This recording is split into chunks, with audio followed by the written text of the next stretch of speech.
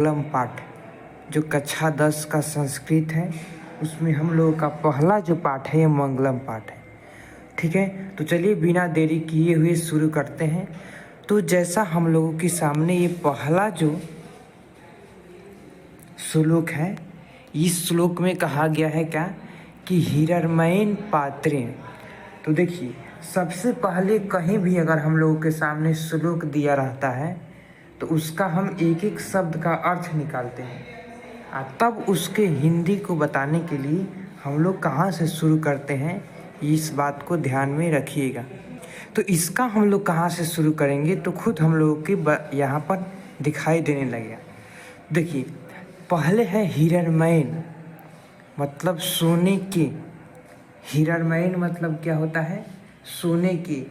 जो लोग बालक के रूप में पढ़ते हैं, बालक रूप, उसमें होता है बालकेन, तो इसीलिए इसमें भी होगा हिरण्मयेन, यानी कि सोने के।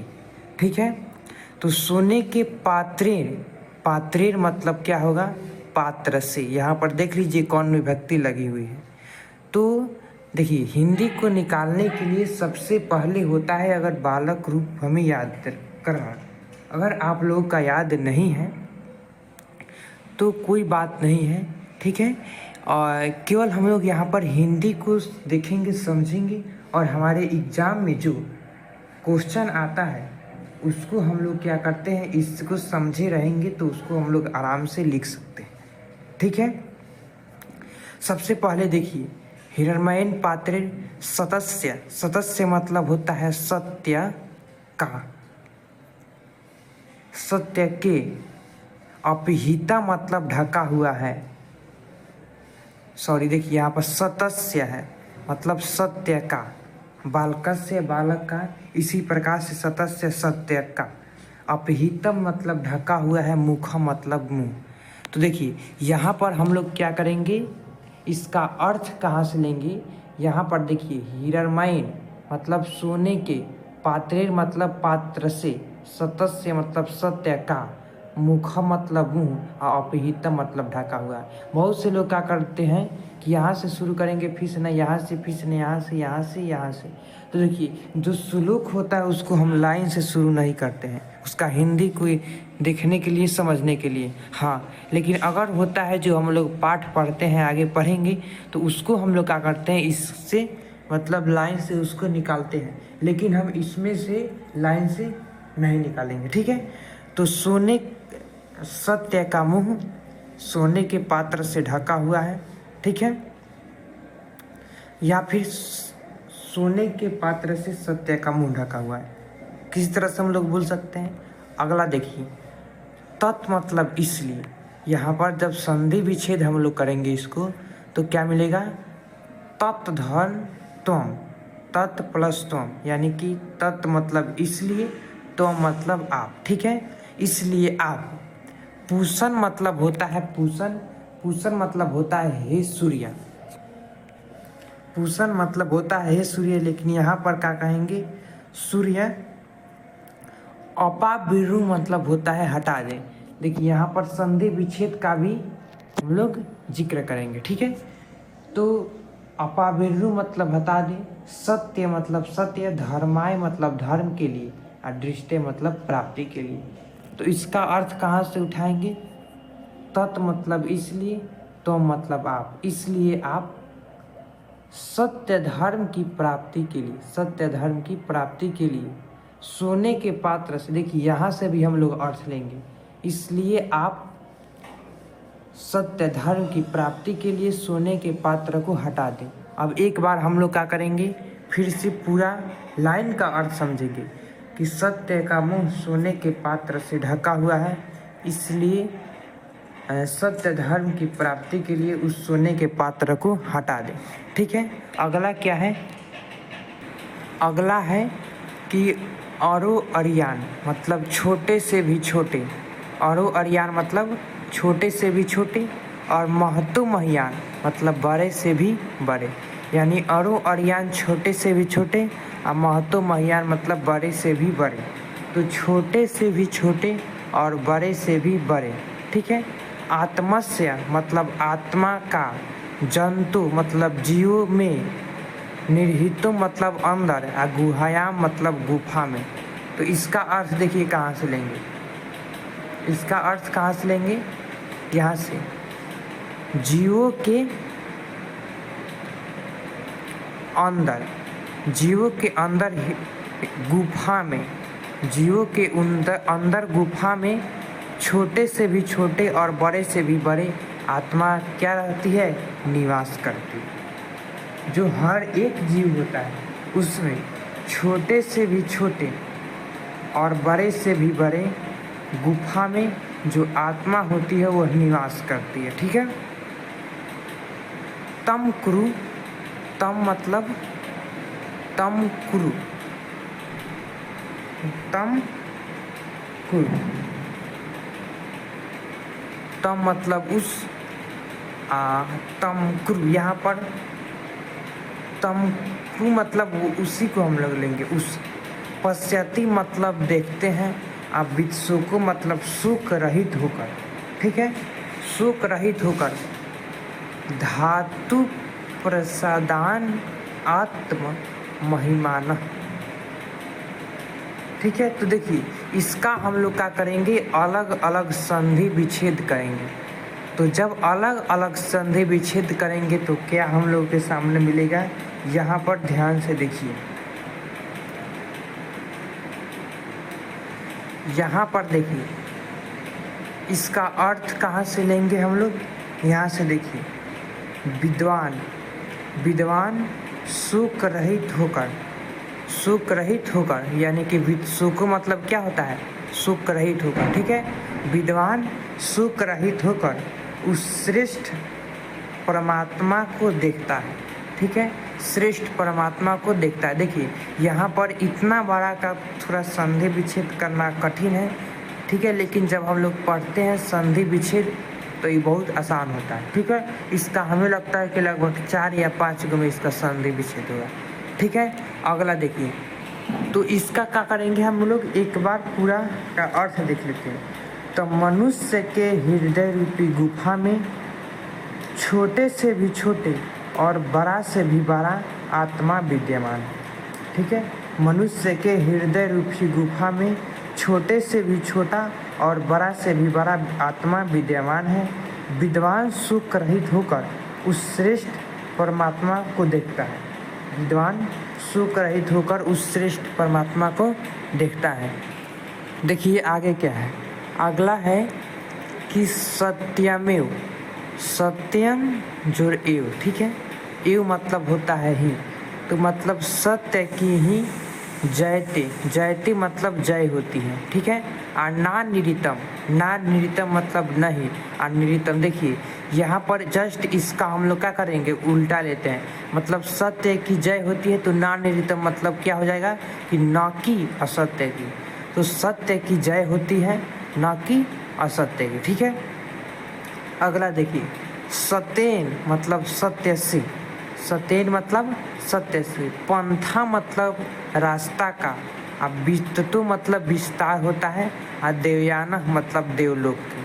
तो सत्य से देवलोक के रास्ता का विस्तार होता है। ठीक है, अब देखिए इसका हम लोग जो भी पढ़ाते हैं उसका बाद में हम क्या करेंगे, आप लोगों का पूरा जो है उसका अर्थ बताएंगे। ठीक है, यहाँ पर देखिए पहले हमने क्या कहा था, पहले एक एक शब्द का अर्थ बता दे रहे हैं, उसके बाद से हम इसका अर्थ कहाँ से उठाएंगे ये लोग हम लोग देखते हैं। ठीक है, आगे देखिए, एन मतलब जिस प्रकार, आक्रमंती मतलब प्राप्ति के लिए, आक्रमंती मतलब प्राप्ति के लिए, ऋषियों मतलब ऋषि लोग, हाप्त कामा मतलब मोक्षार्थी। ठीक है, हाप्त कामा मतलब मोक्षार्थी, मोक्षार्थी मतलब समझते हैं। और यत्र मतलब जहाँ, तत् मतलब उस, सतस्य मतलब सत्य का, परम मतलब सबसे बड़ा, निधान मतलब धन है। ठीक है, तो यहाँ पर हम लोग इसका अर्थ कहाँ से उठाएंगे कि सत्य की ही जय होती है न कि असत्य। सत्य से देवलोक का रास्ता का विस्तार होता है। ठीक है, आगे देखिए, ऋषि लोग देवलोक को प्राप्त करने के लिए, ऋषि लोग देवलोक को प्राप्त करने के लिए उस सत्य को प्राप्त करते हैं जहाँ सत्य का सबसे बड़ा धन है। ठीक है, इतना बात आप लोगों ने जाना। एक बार फिर से देखिए, सत्य की ही जय होती है, न कि असत्य की। सत्य से ही देवलोक का रास्ता का विस्तार होता है। ऋषि लोग क्या है यहाँ पर? ऋषि लोग, यहाँ पर देखिए, ऋषि लोग देवलोक को प्राप्त करने के लिए उस सत्य को प्राप्त करते हैं जहाँ सत्य का भंडार है। ठीक है, अगला देखिए, अगला क्या है यहाँ पर? आगे देखिए, यथा मतलब जिस प्रकार, नद्य मतलब नदियाँ, जिस प्रकार नदियाँ, अस्यंद बाना मतलब बहती हुई, और समुद्रे मतलब समुद्र में, जिस प्रकार नदियाँ बहती हुई समुद्र में अस्थः गच्छन्ति, अस्थः गच्छन्ति मतलब जाकर मिल जाती है। अस्थः गच्छन्ति मतलब जा कर के मिल जाती है, गच्छन्ति मतलब जा कर के, अस्थम उसी में जोड़ दिया है, तो इसी का कहेंगे क्या कि जा कर के मिल जाती है। नाम रूपे, नाम और रूप को छोड़कर, नाम और रूप को विहाय मतलब छोड़कर। ठीक है, विहाय मतलब छोड़कर, नाम रूपे, तो नाम और रूप दोनों, नाम रूपे दोनों एक में है, तो नाम और रूप दोनों को छोड़कर। ठीक है, आगे देखिए, तथा मतलब उसी प्रकार, विद्वान मतलब विद्वान, नाम रूपाद, नाम रूप, नाम और रूप, नाम और रूप, नाम रूपाद मतलब नाम और रूप, अभिमुखता मतलब ठीक उसी प्रकार से होगा छोड़कर। परात परम मतलब सबसे बड़ा, पुरुषमुपैति, पुरुषम धन उपैति मतलब पुरुषम मतलब पुरुष, और उपैति मतलब प्राप्त करते हैं। ठीक है, दिव्यम मतलब दिव्य। ठीक है, दिव्य मतलब दिव्य, तो इसका हम लोग अर्थ कैसे बोलेंगे यहाँ पर ध्यान से देखिए। यहाँ से शुरू करेंगे, यथा से, जिस प्रकार नदियाँ बहती हुई अपने नाम और रूप को त्याग कर समुद्र में मिल जाती, जिस प्रकार नदियाँ बहती हुई अपने नाम और रूप को त्याग कर समुद्र में मिल जाती हैं, उसी प्रकार विद्वान अपने नाम और रूप को छोड़कर परम पिता परमेश्वर को प्राप्त करते हैं। ठीक है, इसका हम लोगों ने अर्थ देख लिए। एक बार और देखिए, जिस प्रकार नदियाँ बहती हुई अपने नाम और रूप को त्याग कर समुद्र में मिल जाती, जिस प्रकार नदियाँ बहती हुई अपने नाम और रूप को त्याग कर समुद्र में मिल जाती हैं, उसी प्रकार विद्वान अपने नाम और रूप को छोड़कर, अपने नाम और रूप को छोड़कर परम पिता परमेश्वर को प्राप्त करते हैं, परम पिता परमेश्वर को प्राप्त करते हैं। ठीक है, तो इसके बाद एक लास्ट हम लोगों के सामने रह गया है श्लोक, तो आइए चलिए देखते हैं उसको। ये रहा। ठीक है, यहाँ पर क्या कह रहा है? वेद मतलब जानते हैं, अहमित मतलब मैं, अहमित मतलब मैं। ठीक है, अहमित तम मतलब मैं ही होता है, लेकिन जैसे जैसा अर्थ आएगा उसका प्रयोग हम लोग ऐसे ही करेंगे। ठीक है, इसका हो गया।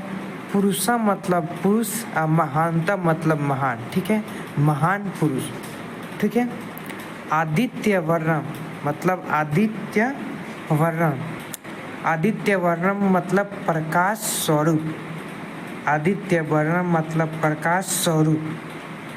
और आगे क्या है? तमसः परस्ता। ठीक है, तो देखिए, थोड़ा सा श्लोक का हिंदी निकालने में सभी लोगों को दिक्कत होती है, लेकिन जैसे हम लोग अपना पाठ स्टार्ट कर देंगे तो वहाँ पर इसको ज़्यादा कुछ हमें सोचने की ज़रूरत नहीं है। उसका जहाँ पर जैसे अर्थ आएगा वैसे हम लोग मिला करके आराम से चलते रहते हैं। थोड़ा श्लोक में कहाँ से लेना है अर्थ, इस सब का दिक्कत होता है। तो आइए हम लोग देखते हैं। आगे है तमेव, तमेव इसलिए ही, तम जोर एव, तम जोड़ एव मतलब तम जोड़ एव मतलब उसी को ही विदित्वति मतलब प्राप्त करते हैं। मृत्यु मेति मतलब मृत्यु को। नान्या मतलब नहीं है। पंथा मतलब रास्ता। नहीं, नान्या मतलब दूसरा कोई नहीं है। पंथा मतलब रास्ता। अब विद्यते अन्याय मतलब उस मृत्यु को प्राप्त करने के लिए जो दूसरा कोई रास्ता नहीं है इसके अलावा। तो देखिए इसका अर्थ कहाँ से हम लेंगे। कहता है कि मुझे ही महान पुरुष जानो जो प्रकाश स्वरूप से अंधकार के आगे। ठीक है, मुझे ही महान पुरुष जानो जो प्रकाश स्वरूप में अंधकार के आगे है। देखिए जो श्लोक होता है उसका अर्थ कठिन भी होता है और टेढ़ा भी होता है। ठीक है, तो इस पर ध्यान से आप लोग देखिएगा। जैसे ही अगला चैप्टर हम लोग पाठ स्टार्ट करेंगे तो उस सब पाठ में ज़्यादा कुछ सोचने की ज़रूरत नहीं है। लेकिन इस श्लोक में जो क्या होता है, इस श्लोक में थोड़ा सा दिक्कत होता है।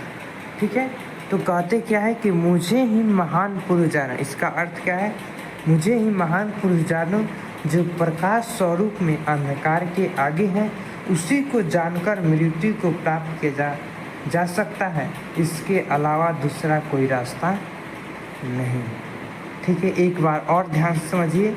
मुझे ही महान पुरुष जानो जो प्रकाश स्वरूप में अंधकार के आगे हैं, उसी को जानकर मृत्यु को प्राप्त किया जा सकता है। इसके अलावा दूसरा कोई रास्ता नहीं है।